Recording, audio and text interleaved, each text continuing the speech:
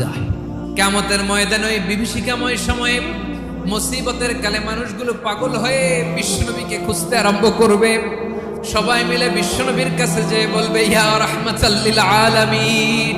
দেখেন আমাদের কি অবস্থা, সূর্যের আলোতে ঘেমে হয়রান। আজকে কেউ সুপারিশ করতে পারবে না।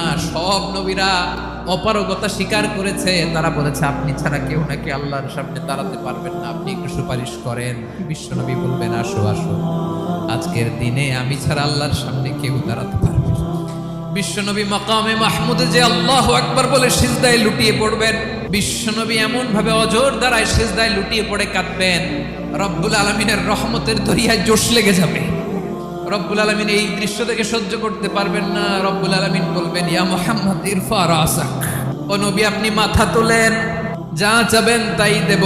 ওয়াশফা তুশাফা, যার জন্য সুপারিশ করবেন তার সুপারিশ কবুল করে